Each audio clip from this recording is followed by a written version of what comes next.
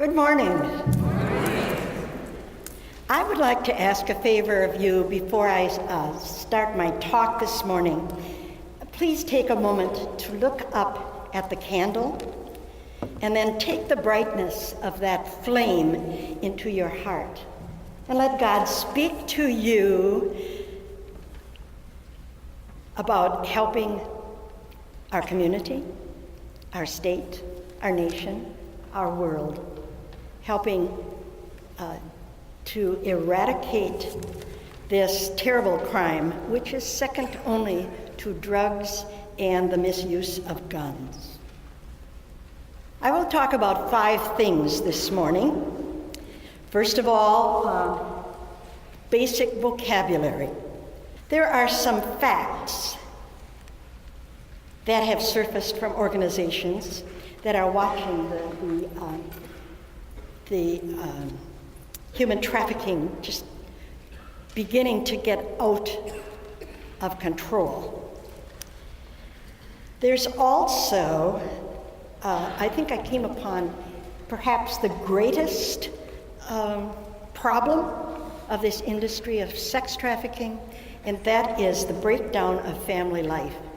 You know, our culture really does not support the value system that we have, and it doesn't always uphold the value of family life that we would like to see.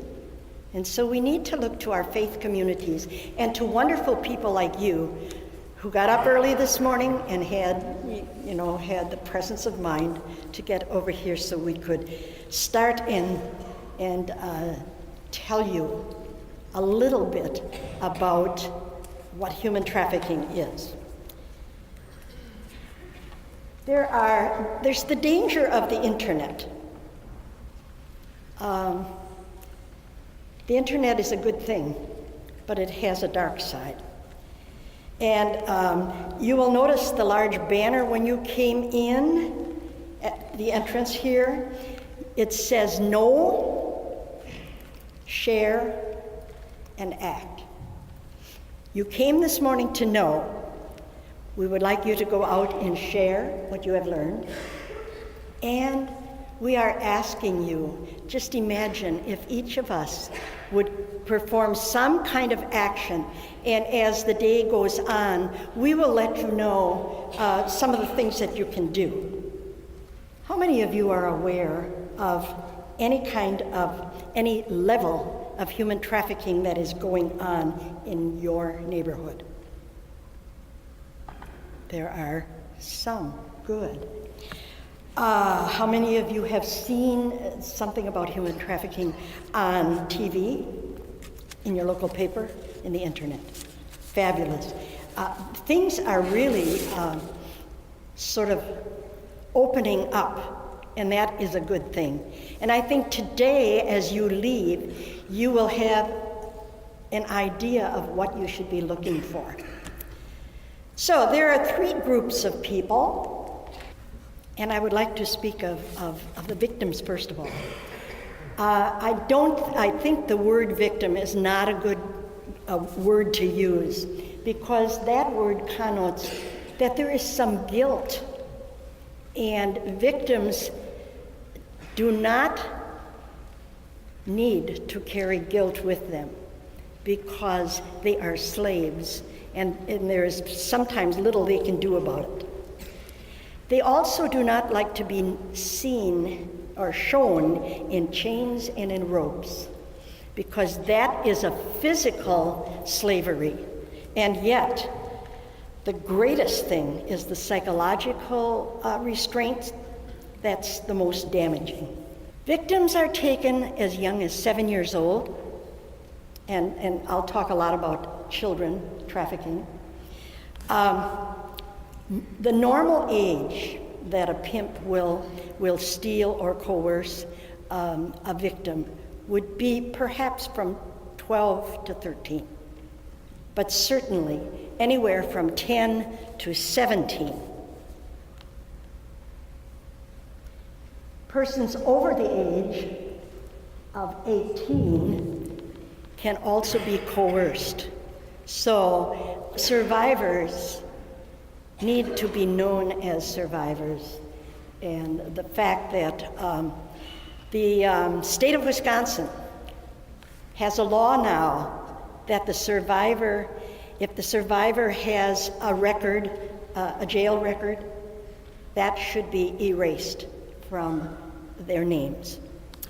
We have a few people that I'd like to talk to you about to make sure that if you perhaps have not heard what they are called, there are pimps. They're people who seek out victims. They've learned the tricks of how to make victims feel pretty and very loved, and they give attention to children because children often yearn for attention or love that they might not have had in the years when they were growing up. There are corridors of pimps that leave Chicago and leave Milwaukee, even closer. We want to talk about the fact that there is a pimp school in Milwaukee, and we'll talk. I'll just mention that a little later. Pimps tend to move a lot and to move fast, and that is why law enforcement can often not find them. But they're out and they're going so that they're not caught. They're constantly on the lookout for new victims because the lifespan of a stolen or coerced or drugged or brainwashed, beaten or abused child has a lifespan of about 7 to 8 years. And the pimps know that Johns are the third group, and I'll talk about them in a minute. Johns want the excitement of having somebody new. And in fact, if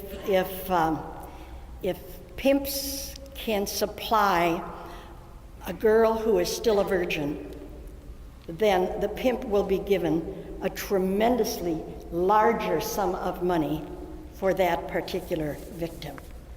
Now, I know there are some people here sitting in front of me today whose names are John, and we're sorry. Here's our pastor, yes. Ooh, sorry, Father. The Johns are the buyers of sex. Okay. They're ordinary people, folks. They're fathers of families. They are CEOs of companies. They are doctors. They are clergy, teachers, policemen, men well respected in their communities. And they have the money to purchase a body for their pleasure and then cast that person off as a thing and not really realizing what they are doing to that human being. They're also often the people who spend time on the internet looking at pornography. Now, this is a lucrative business of supply and demand. And for a long time, I think we were very conscious of trying to work with the victims and trying to get them out of this business of human trafficking. And I think law enforcement too, they would take the victims and take them into custody. The pimps, they might slap their hands, and the Johns were literally not even quite known. And we are now looking at this business of supply and demand. If there is no demand for the supply, if that demand is cut off, then there won't be a need for the supply.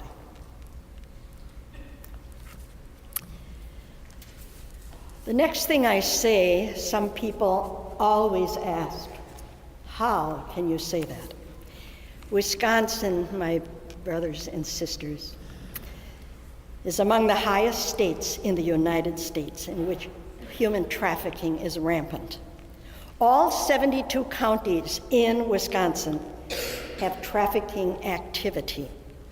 And why is this? First of all, Milwaukee is the pimp capital of the United States. Pimps from around our nation come into Milwaukee to learn the trade of how to become a pimp and pick up victims. There's a so-called school of, it's one magazine called it the Harvard Pimp School. Pimps from all over the other states come to Milwaukee to learn the trade so they can successfully pick up their victims. Also, Wisconsin is a rural area, and many people are more trusting and not as aware of the dangers as those in larger cities. It is a tourist state.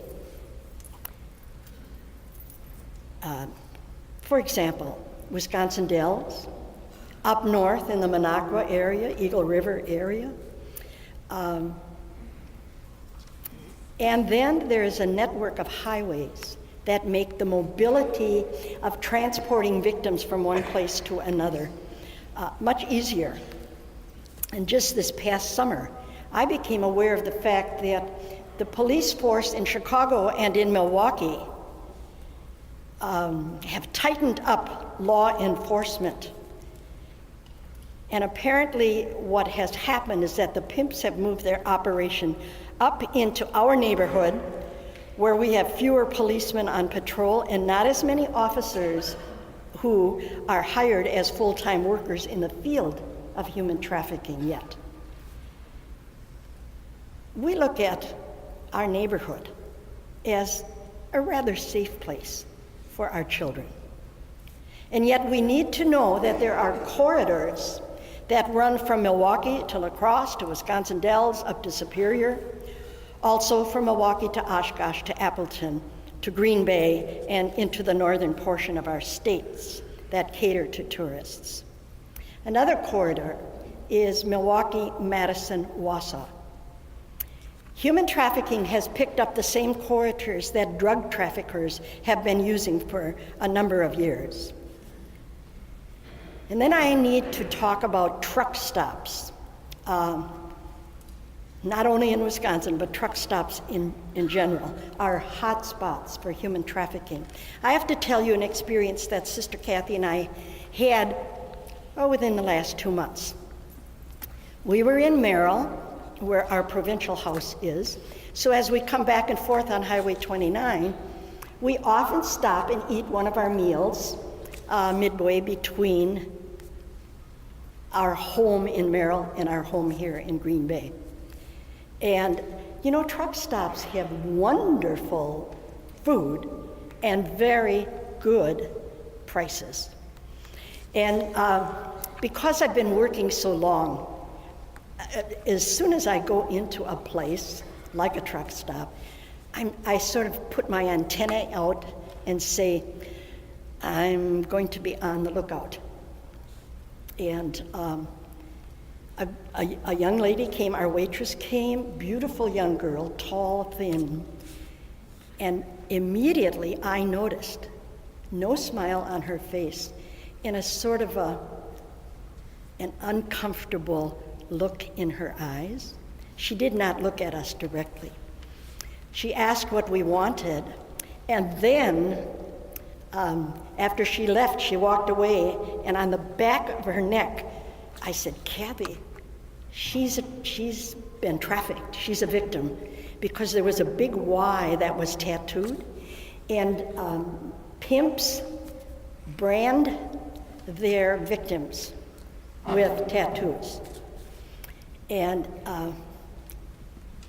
then I think we were both a bit nervous.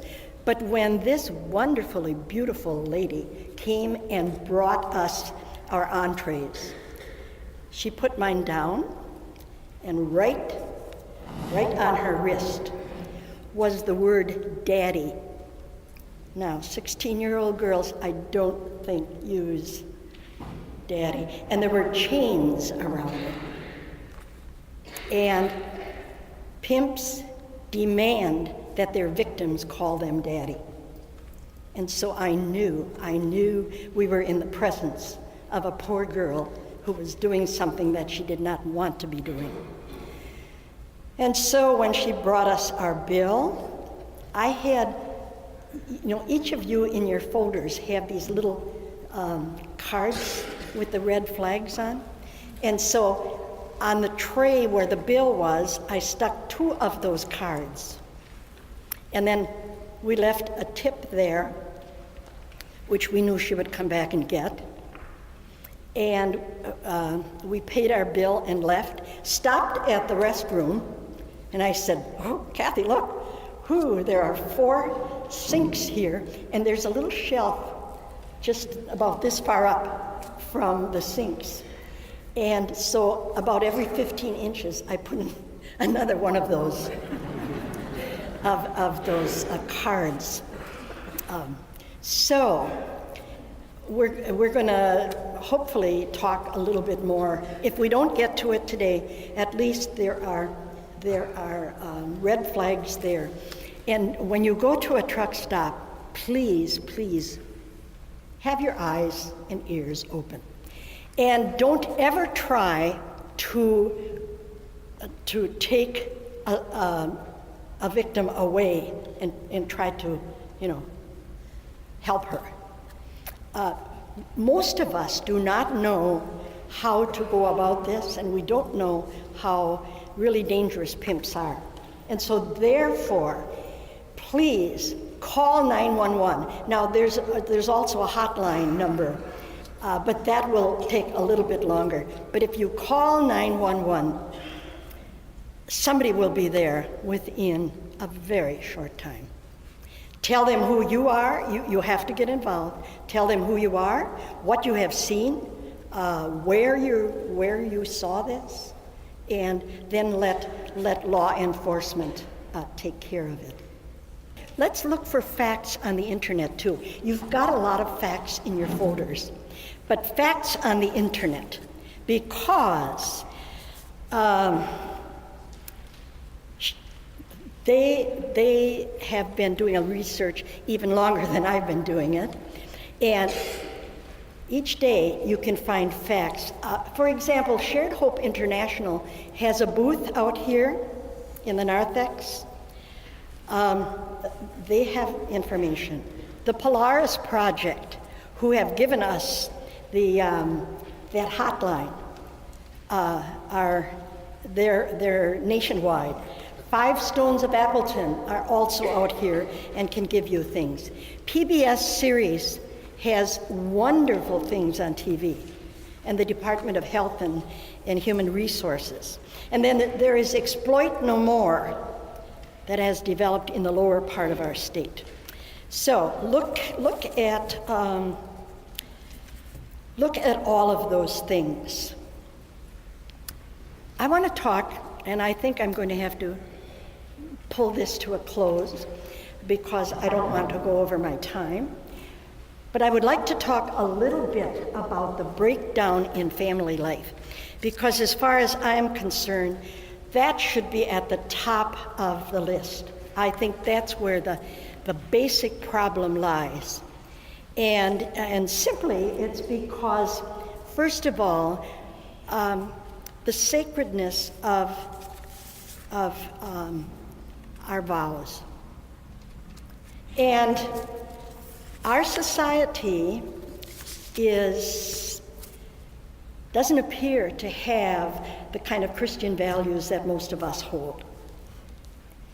Or the dignity of life. That's another thing. And the fact that we're all made in the image and likeness of God and are all destined for freedom. And we're not as outraged as we should be about domestic violence. And the last point, as I said, this sacredness of family values really needs to be put up there on top. And it has something to do also with the word love. Love is tossed around today in so many ways. And real deep love is what you need to put. That kind of love into your heart, right next to the flame from this candle, because real love sometimes seems to be a bit absent in our lives. We have the dangers of the internet, and perhaps some of the other people will be talking about this. I'm not sure, but I know my time is up. So, back page, Facebook, Craigslist. You can, any John, any buyer of sex, or any pimp can go on any of those, and within a few minutes, they will be able to pick up somebody. Like your daughter had an argument with mom or dad, and she's mad, so she goes to Facebook and she said, "Rah, rah, rah, rah." And the pimp is there, and the pimp will tell her how terrible this is, and I would really like to get to know you better, because I think from what you have said, I think I would make a good boyfriend for you, despite the fact that so often these pimps are probably 20 years older than the girl is. So, and the dangers of pornography. It's rampant. And the number of people who look at porn, and then it becomes an addiction. And you know what happens? Endorphins in your brain begin moving, and the addiction becomes so strong that you can't help yourself. And those people need some professional help. Know the red flags? They're in your folders. Visit the vendors. Read handouts that are provided. These are some of the things you can do. Arrange for presentations. And there are a number of people who would be happy to give presentations. Books and DVDs, resources on the internet. Truckers Against Trafficking. They have a free DVD on the internet. And just go to Truckers Against Trafficking, and this is a free DVD.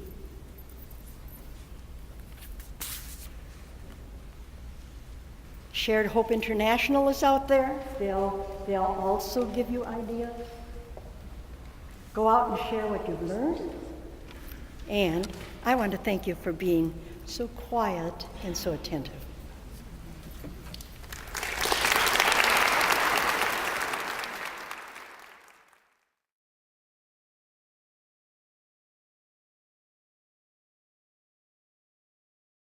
Well, I started doing this about 8 years ago. I went to a conference similar to this because I was a social worker. I was a bilingual social worker. I had a United Nations caseload, and a coworker of mine said, "Teresa, I can't go to this conference. I think that you should go to it." And I went to it, and I realized within 2 minutes why I was supposed to be at that conference.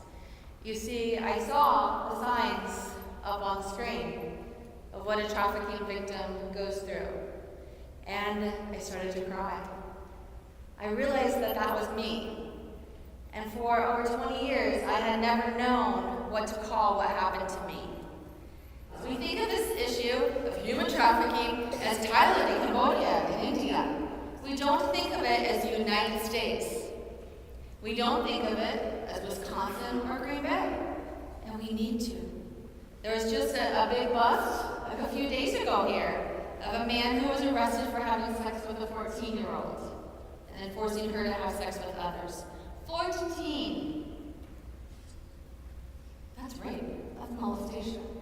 That's a whole lot of things that shouldn't be. So I call this Slavery in the Land of the Free, which is actually the name of my new book coming out, which is specifically for teenagers. Because this is slavery, and we are the land of the free.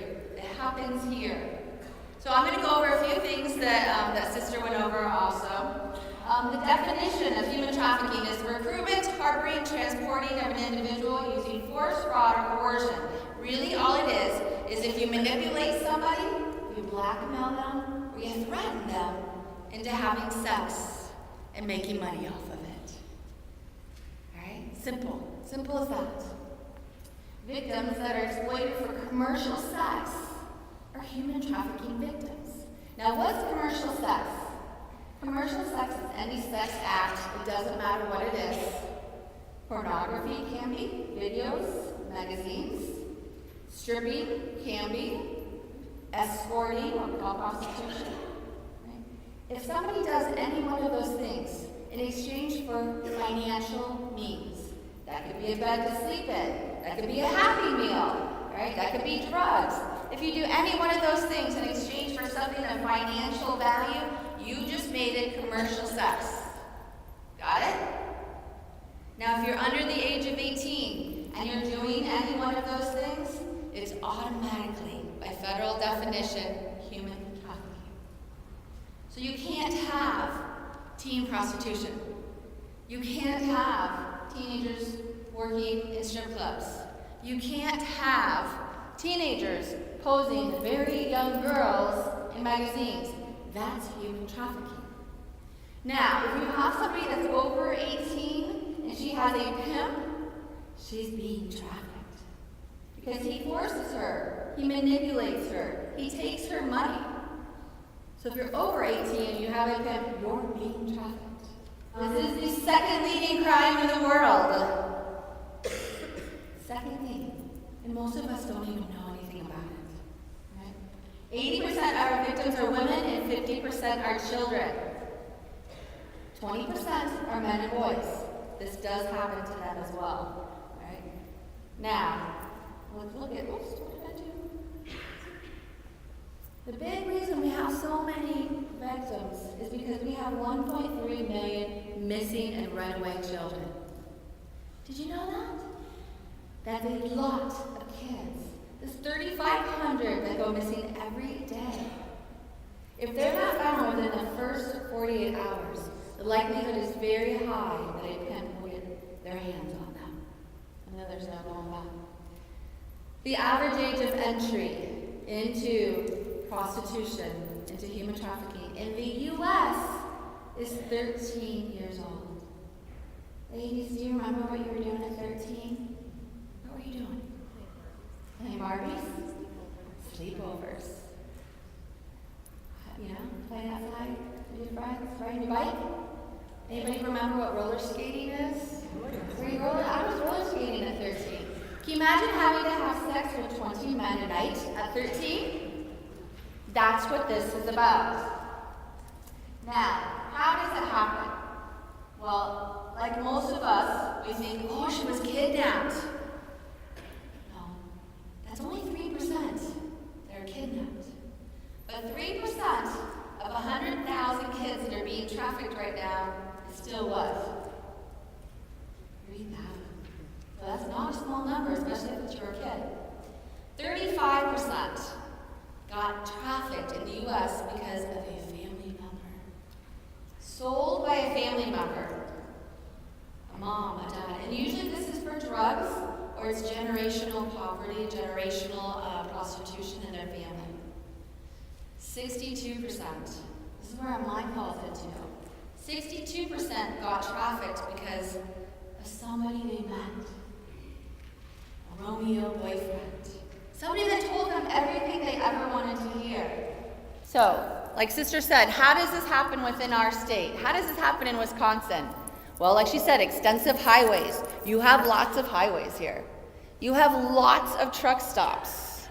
A lot of times these girls are being brought through the truck stops and sold. International borders, do you have that here? Yes, you do. A girl can come up missing like that, all right? In large universities and colleges. You have a lot of universities here, don't you? Yes.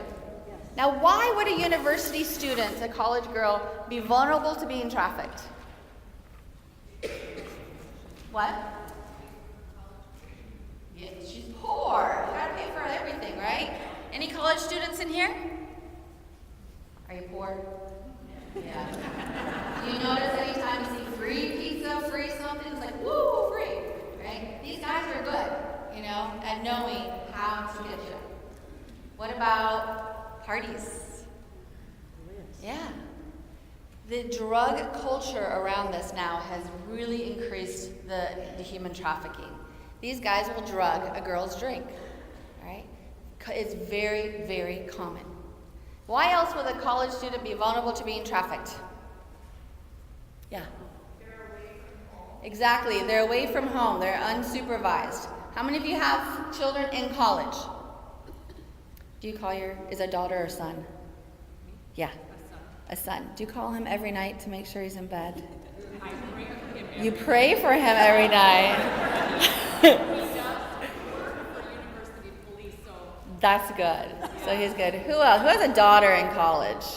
Do you call her every night to make sure she's in bed? You what? You text her. Excellent. Yeah, I have a daughter in college, and I don't. She probably is like, Mom, stop it. Now my daughter has a very good roommate, but if she didn't come home one night, she might not think. She might have thought of like, oh, we just missed each other. She came in late. I went out early. Would you agree that it probably would take 2 days before somebody would be like, dang, I haven't seen her for a while. Yeah. And then, do they have your cell phone number? Who are they going to call? I always encourage, if you have a kid in college, have your kid's roommate have your cell phone number. All right? So college students are very vulnerable to being trafficked. If you have large military bases, large immigrant populations around, number of strip clubs. Now, not everybody working in a strip club is being trafficked, but it does definitely lay the foundation of that happening.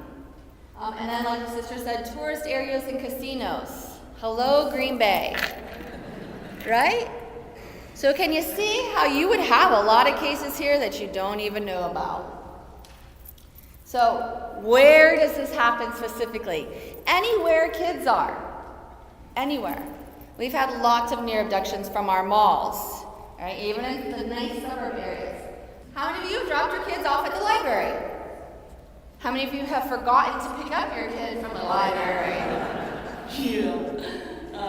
So, what else is at a library that would make a trafficker want to go there?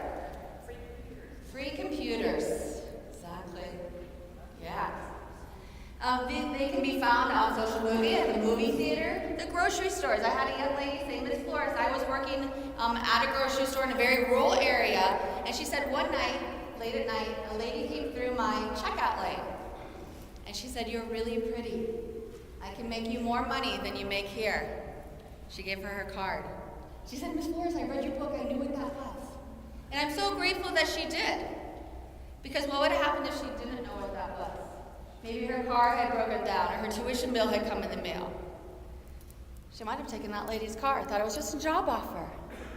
But it's also to show you how blatant these people are getting, because we're not doing anything about it. This is happening at school parties. The older boyfriend, anytime a girl is dating a boy 4, 5, 6 years older, nothing good is going to come out of that. High-risk areas, nail salons, ethnic restaurants. Now, not every Mexican restaurant is trafficking people, all right? But it can definitely happen because they don't know our language. They don't know our laws, right? They're undocumented many times, right? Agricultural areas. Hello, Wisconsin. You have a lot of labor trafficking within your state. You just have to look for it. Truck stops, rest stops, hotels, Craigslist, Backpage, which we'll go more into, is happening everywhere. Now, how would you know? How would you know if a student that you work with, a child, a niece, daughter, how would you know? Well, girls that have hotel room keys in their purse usually is not a good sign. Lots of cash, though she has to turn that all over to him. Right? Dating that much older boyfriend, maybe coming in with bruising, black eyes, broken bones. Like Sister said, the tattooing, very, very popular.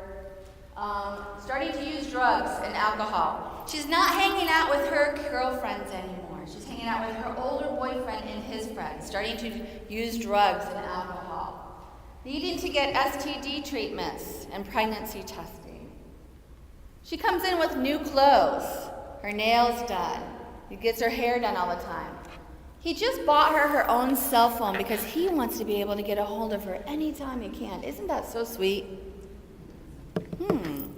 Anytime you have a child that is wearing clothes or having things that you know you did not buy them, you need to ask where that came from. And don't say, okay, you should say, oh, my friend, I'm borrowing it. You need to check into that more closely. Kids that run away, we know that if a kid runs away 6 times or more, she is being trafficked. Right? Girls lying about their age, disappearing, substance abuse. She can't speak to you alone. If you're a professional and you have girls that come in there and they have somebody that's always accompanying them and they're speaking for her, that is a huge red flag. Anxious, fearful, depressed. These are all signs of somebody that could be trafficked. I think I'm pointing it the wrong way. These victims have post-traumatic stress equal to what a veteran coming back from war has. They have depression, anxiety. A lot of them have bipolar disorder and attachment disorder. They have nightmares, they can't sleep. They feel guilty that they allowed this to happen to themselves. Now, we need to talk about this. So these are the components of human trafficking. These are the 4 components. If I remove one of those, the whole thing comes crumbling down. Which one do you think it is? What else? Huh? I can't hear you. Customer? Who else thinks something else? Victim? Yeah? Let's look at it. We're always going to have the exploiter. We're always going to have the trafficker. Somebody that sees that this is a great opportunity. I was in Vegas for the Super Bowl doing our soap outreach with another survivor. And we were on Bourbon Street in New Orleans. And she looks up this guy, and she walks right up to him, and she says, "Are you a pimp?" I thought, oh my God, we're gonna die. And he just smiled back at her. And he said, "No, I'm a facilitator of a good time." He said, I'm a businessman. And that's what they think of. So we're always going to have creeps like that, right? Now, the creep has his little recruiter because he doesn't want to get in trouble and go to jail, so he finds a better looking younger guy to do his dirty work. And he tells the guy, "I'm going to give you some money if you go find me some girls." We're always going to have victims because of poverty, because of the breakdown of the family, because of all that. We're always going to have victims. So that's easy. So he finds some victims. And then you go out and find customers. There's always going to be customers for sex. So the only way we can demolish this is if we go after the demand. If I tell you, if you get caught having sex with anybody, and it's a $10,000 fine the first time, would that deter you? Maybe. If I tell you, if you're caught having sex with somebody or approaching a girl, and you have to take off a whole Saturday to have class with other Johns and explain to your wife where you are, would that deter you? If your name went up on a billboard in your picture or in the Sunday paper, or something went around your license plate, would that deter you?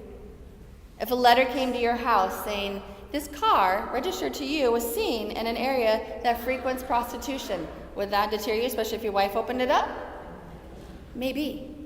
That's the only way we can stop this. I can do this, and sister can do this all day long, every day.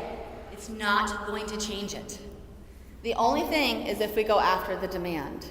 It seems so simple, doesn't it? But it's the hardest thing because nobody wants to do it. And do you know why? Because who are the Johns? That's what she was talking about earlier. 90% of all arrests for prostitution in this country are of the female. Now, prostitution is illegal in our country. It is illegal to buy sex and to sell sex. Did you know that? What state is prostitution legal? It's not legal in Nevada. It's not a state law. It is legal in 8 counties. We have 300,000 counties. It is legal in 8 counties in the U.S. They happen to be in Nevada, but it's only in 8 counties. Las Vegas, where Las Vegas is at, it is not legal. It's in a county outside of Las Vegas, right? But how come you see it all over Las Vegas? Why? They advertise it, they have the girls, they give you the little cards. It's because of freedom of speech. You can advertise it, you just can't do it. So we arrest the woman instead of the man. If we adopted the Swedish law where we said, women are going to be victims, there's going to be somebody, trying to get them out there. If we instead arrested the men instead of the women, we might be able to change this. And that's what really does work. We arrest children for teen prostitution. This is what we're doing wrong in our country. You see, this is the face of human trafficking. See this young girl on the upper left-hand side? Her name is Grace. It's my favorite name. She's 15 there. These are all pictures of Grace from the time she was 15 until she was 17 and died shortly after. These are all mug shots of Grace. Every time being arrested for prostitution, for drugs. Now we think in our country that prostitution is a choice that somebody made. First of all, who would choose to sleep with 20 men? And I don't mean sleep, I mean have sex. Does it look like somebody did this to her? Does it look like she's enjoying herself? How come we didn't rescue Grace? We failed Grace. We didn't ask her, can I help you? Or we did, and she said, no, I'm fine. And we believed her. Nobody gave Grace a card like Sister did. And that's what we failed. Because this is what human trafficking looks like in the United States. It just looks different than what we think that it looks like. It looks like this too. This is a picture of myself during the time that I was being trafficked. I was sitting there, you notice the old phone. You never seen phones like that anymore. This is a picture of me journaling because I didn't know what else to do. Now, how many of you have an ugly First Communion picture like this? Raise your hand. Make me feel better. Raise your hand. Ugly picture in general. Ladies, you remember doing your hair in rollers and sleeping on those hard things all night? Yeah. And I just put this picture on there because my brothers are really dorky in it, and it makes me smile. This is just to show you that I was a normal kid growing up. I had 3 younger, annoying brothers. I had a normal mom, all right? She was a stay-at-home mom. I had a dad who didn't molest me. He didn't abuse me. I didn't do drugs. I was not promiscuous. I was a good kid. I went to Sunday school. Right? Went to CCD every Wednesday. Right? I ran track. I had a normal life. But none of that protected me from becoming trafficked. This is a picture of after I escaped and my brothers still look dorky. Yeah, love those big glasses. Yeah. So when I grew up, I had a dad who made a lot of money. But he worked for General Electric, and we moved around the country every 2 years. He would get promoted, and we would get moved. Now, my mom made that an adventure for us, and it was fun.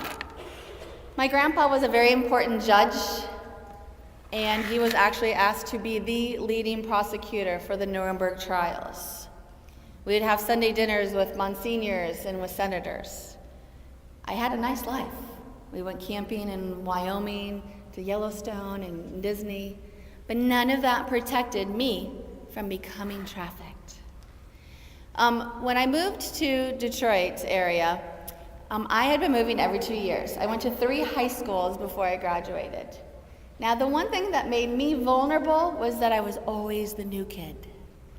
You know, it was really hard to fit in and find friends, especially when you knew you'd be moving again soon. It didn't matter how much money my dad made or how big our houses were. This was my house when I was being trafficked, and we had 5 bathrooms. It didn't matter. It didn't matter at all.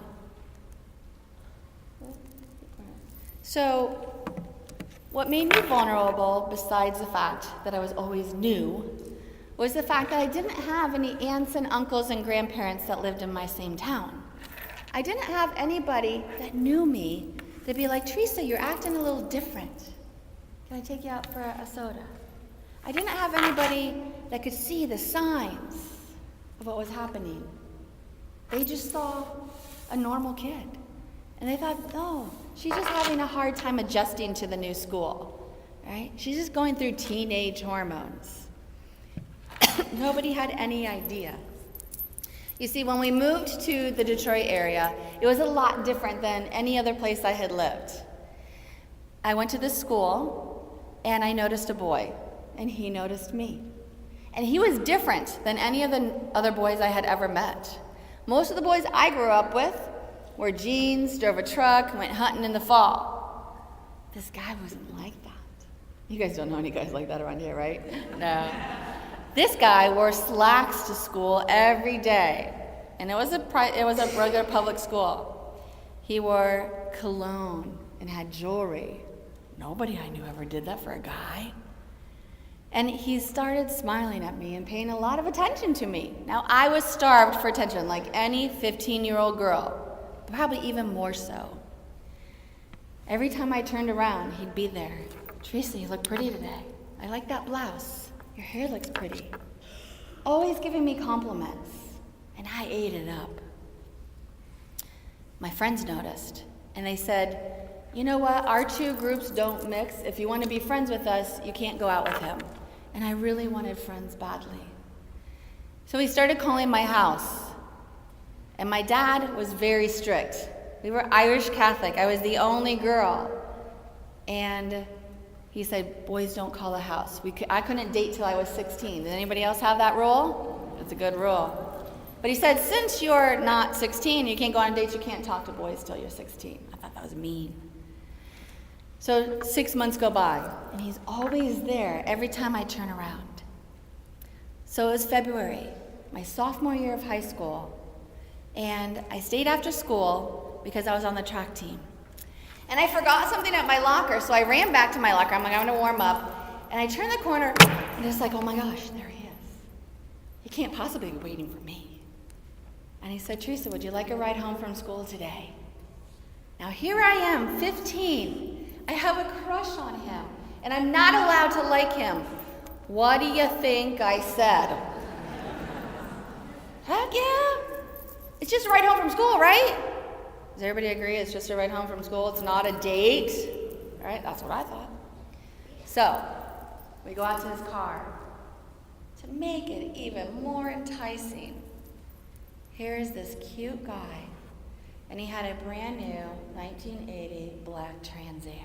You know, the kind with the bird on the front? Ooh, I was like, this is great. So we get into his car with my PE jumper, and we pull out onto the street, and he turns right. I'm like, wait, I live this way. And he said, oh, I know, but I just have to run home and grab something. Now red flags went off in my head. I thought, oh no. But then I thought, Teresa, you're being silly. You know this boy. You go to school with him. You go to the same church as he does. It's fine. So I ignored all those red flags. We pulled up to his house, and if you think mine was big, it was a shack compared to his. And I will admit to you, I was a little curious.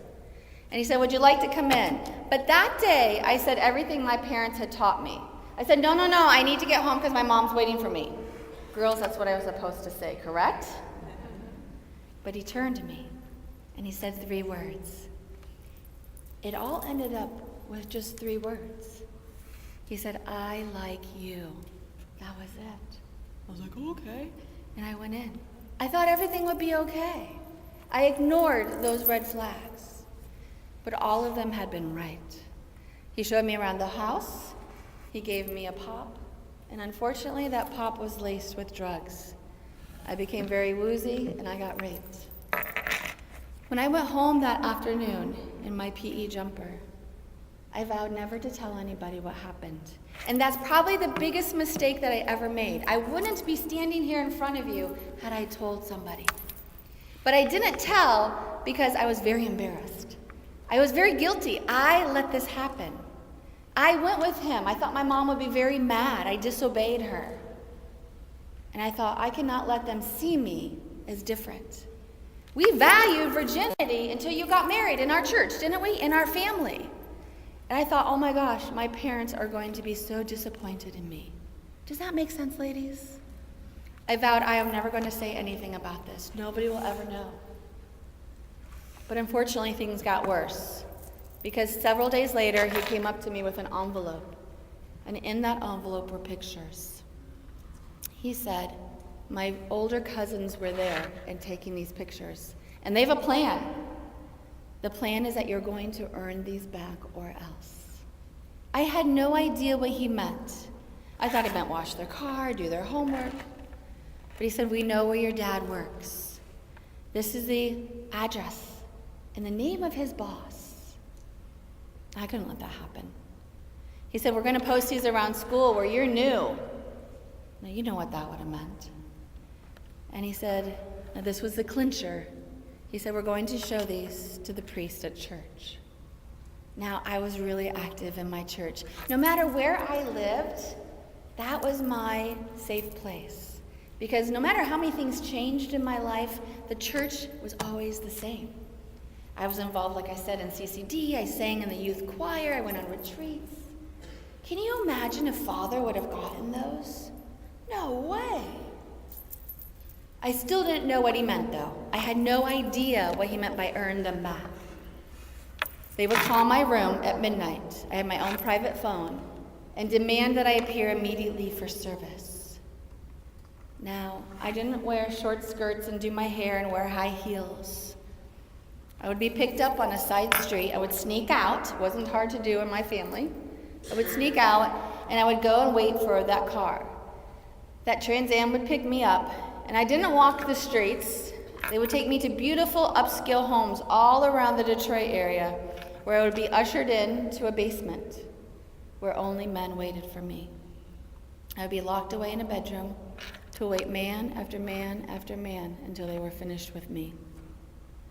Around 3 a.m, I would be taken back home. I would sneak back in. I would go upstairs to the bathroom, and I would run a hot bath, and I would cry and pray and ask the angels to take it all away from me. I would go to sleep for about 2 hours, get up for school the next day, and do it all over again. Nobody had any idea that was happening to a kid like me. No idea. My grades dropped from A's and B's to D's and F's. I thought, oh, it's just a harder school. I was sick all the time. Oh, it must be teenage hormones. I was jumpy, withdrawn, exhausted. Oh, she's just being moody. Nobody had any idea. There were signs. The coaches didn't say anything. My friends didn't say anything. My parents didn't say anything. Because they had no idea. I remember going to a home somewhere one night and being exhausted, laying there naked in a bed around 3 a.m. And the door opened up with my trafficker, and he walked in with an older man, and I thought, oh, here we go again. But this time something was different. The older man looked at me, and he did something nobody ever did. He said, what's your name? Nobody ever asked me that. He didn't care. I didn't answer him because we weren't permitted to speak. And then he looked at my trafficker and said, what's her name? And the trafficker looked at him disgusted and said, what does it matter? She has no name. Now to hear that really breaks your soul. I remember trying really hard not to cry. And then he did something else nobody ever did. He said, never mind, I've changed my mind, and he walked out. Now on one hand, I was so happy I could go home and go to bed now. But on the other hand, I was devastated. You know why? Because he didn't say, honey, how old are you?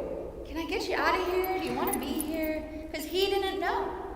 He didn't know that I wasn't there by choice. This went on for 2 long years, not knowing how to get out. Always working to get those pictures back. Never being quite good enough. These guys threatened to kill my family. They threatened to kill my brothers. They followed me home from school, which I walked home every day with my little brother. Sometimes I would go to the mailbox, and there'd be a dead animal in it as a reminder of what would happen if I spoke. I worked a part-time job, and sometimes they would come and just stand in the door. They didn't order anything, and they didn't talk to me, and they didn't have to. I had no idea how to get out of it. On my worst night, I felt something was going to be different. You get that feeling. And I was actually literally kidnapped by this group and drugged and raped and beaten and driven fairly far away from home. When that car finally stopped, we ended up in the inner city of Detroit at a little tiny motel. You know those motels that are like L-shaped with the doors on the outside, usually broken down cars and broken beer bottles? Now, I had never been to a place like this before. There's no word in the English dictionary that will explain to you that feeling. They drugged me out of the car by my hair and pushed me into one of these tiny little motel rooms where there were so many men waiting for me you couldn't see the furniture. Over 20 men. I was 16 and the only female.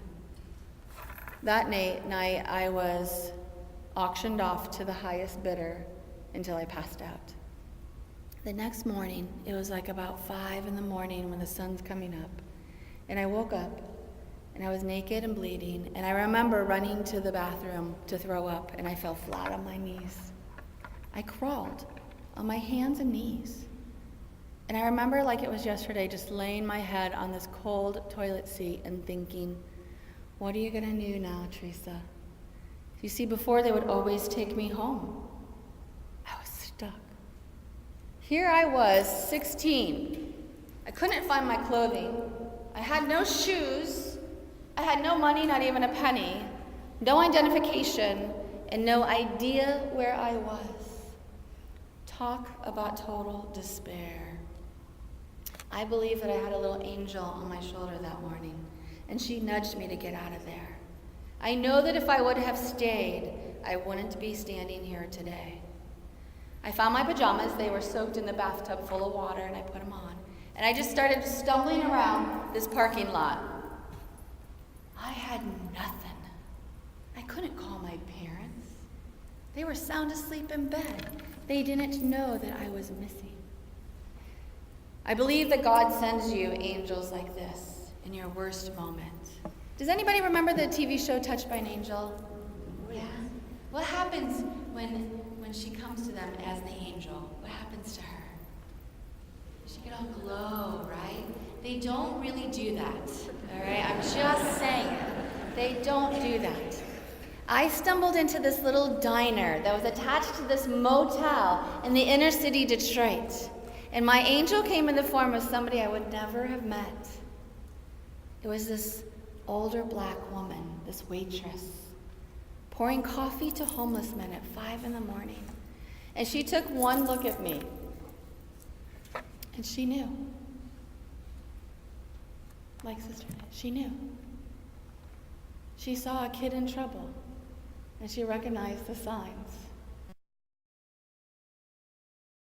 We live in an incredible place. I mean, you have to agree, Northeast Wisconsin is one of the best places to live in America. And if you read Money Magazine, Forbes Magazine, American and Family Insurance puts out a report every year, the best places to live in America, we're always near the top, aren't we? Sometimes we're at the very top. This is a wonderful place to live. This is why I chose to raise my family here. And so when we talk about problems like this, and I'm going to talk about some ugly things, some similar things that you heard Sister and Teresa talk about, and it's going to localize it, and it's going to seem like things are real ugly here, but they're not that what's the word I'm looking for? They're not something that we can't get a handle on because of this, because of the way we collaborate as a community in Northeast Wisconsin. I've been a cop for 23 years. I've commanded the street crimes unit over the last seven years. And I've done presentations and worked all over the state, all over the U.S., and I've never seen a community that collaborates like Northeast Wisconsin. And it shows here, so thank you. And now we're going to be asking you to help us. Because we can't arrest our way out of this problem. We can't do it. Law enforcement can't stop this. Teresa just spent the last hour or so talking about the root of the problem, right? That's what you can help with. I can't fix broken homes, okay, as a law enforcement officer. I can't do that. You can, within your own family, right? You can help a friend. You can help a young person. Those are major ways, and we'll talk in a little bit about other ways that you can help. But we can't arrest our way out of this problem, there's no question. Let's get down to it. You probably have a really good idea now of the definitions of Johns, prostitutes, pimps, and madams. Make no mistake about it. The vast majority of what we call prostitutes in this state are trafficked victims. And that's coming from a cop, okay, who makes contact with these poor individuals weekly. They're trafficked victims. A very, very small percentage of women that get into prostitution do it on their own. And the ones that we find that do that have other serious problems, okay? There's been some serious trauma in their life. So as I talk about the crime of prostitution, the issue of sex trafficking, I want you to remember that we're talking about victims here. How easy is it? I wonder if somebody could get me some water. Would that be possible? One of my roadies? Otherwise, I'm going to have to stop talking pretty soon. How easy is it to acquire sex in our area? Now, on your agenda, it says I'm going to talk about sex trafficking in Green Bay. I'm not going to talk about Green Bay. I'm going to talk about Northeast Wisconsin and the entire state.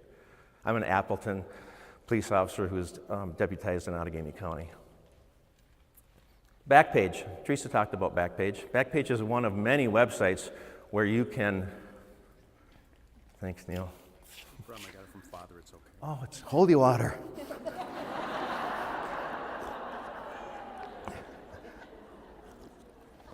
I'm a Catholic, that's kind of funny. How easy is it? It's far too easy. On any number of websites, particularly Backpage is one of the most popular. You click on Backpage. This particular site was one that we checked out recently in Appleton. If you look here, this was on October 19th. At this moment in time, 6 women were being trafficked at that moment in the Appleton area alone. So you get on there. It's hard for you to see here, but the advertisement says, "Stop throwing your money away." Another one says, "Blue-eyed, busty babe, body massage, everything you want." And the John then makes another click. And there's usually a salacious picture of a backside or some scantily clad woman. And then they'll get into more detail about what they'll do. They might even get into how much it's going to cost. And then there's a phone number. And that's it. 3 clicks. Click, click, click. And a girl who's being trafficked is connected with a John. It's that simple. And that's why it's become so rampant nationwide, because the internet makes it so easy for traffickers to traffic their victims. And they can do it undercover. They don't have to walk the street. They don't even have to show up at a bar. A John calls, they arrange for a meet, and it happens. It's that easy. Now, in the past, we had a magazine called the Entertainer Magazine. You guys have all seen these. They're in bars and restaurants all over Wisconsin. And they're legitimate. They talk about, musicians that are coming into town, shows that are coming into town, nightlife type stuff. But in the back pages, there's listed escorts, right? Very, very similar to what you saw on the internet. There's scantily clad women talking, for a very good time. Call Cheyenne. There's a phone number. You call the phone number, boom. There's no such thing as escorts. They're trafficked victims, okay? If someone says they're an escort, don't believe them. I've never, ever met an escort in 23 years. I drove one once. It was made by Ford. But it had 4 wheels. There's no such thing as escorts. You're talking. Teresa was talking earlier about what can you do. A couple of years ago, I was doing a similar presentation for a women's church group statewide.